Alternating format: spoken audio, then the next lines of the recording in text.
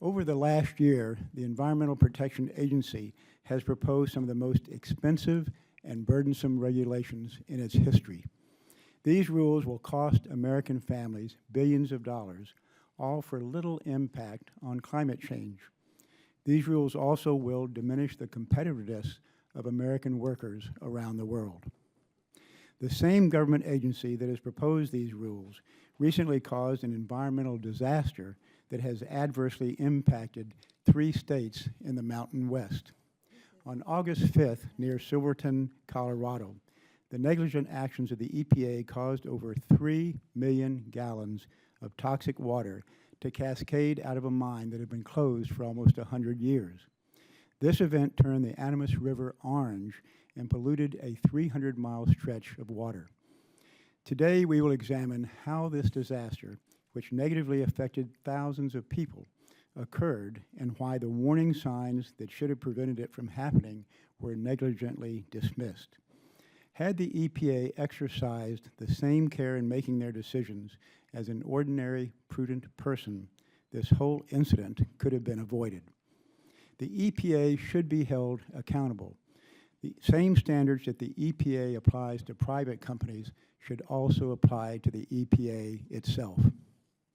Unfortunately, EPA Administrator Gina McCarthy has declined to appear before this committee and answer questions about the role her agency played in causing this preventable spill. Perhaps she doesn't have any good answers. Given the EPA's consistent failure to provide information to this committee and the American people, the EPA can be assured that our oversight efforts will continue. The public deserves to know why the EPA continues to spend so much of their hard-earned dollars on costly and ineffective regulations, especially when the agency has been unable to achieve its core mission of protecting the environment. The story of the mine disaster would be much different if this spill had been caused by a private company. I suspect there would be calls from this administration and others for the executives of the company to resign. There would be demands that all documents be posted immediately online.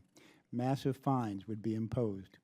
And no doubt some individuals might be prosecuted, as happened in the 2014 West Virginia chemical spill, where 7,500 gallons of chemicals were dumped into the Elk River. This is about 1/400th of the amount of toxic water dumped into the Animas River. 6 former officials from the company responsible for the leak were indicted for violations of the Clean Water Act. The EPA's negligence is especially inexcusable since there were known procedures that could have prevented the river's pollution. Unfortunately, we have seen a pattern of the EPA's lack of transparency. This committee asked for information from the EPA almost a month ago, and we have yet to receive all the documents that were requested. According to news reports, it took the EPA over 24 hours to inform the public about the seriousness of the spill, and their initial claim of 1 million gallons of toxic waste was later revised when it was learned that it was actually 3 million gallons. Then, after the incident, all we heard from the EPA was that the toxic water in the river was dissipating and that the river was returning to pre-spill levels. The EPA neither took responsibility nor were they forthright with the American people. So it's not surprising to learn that just this past spring, the EPA received a grade of D for its lack of openness and transparency, according to the nonpartisan Center for Effective Government.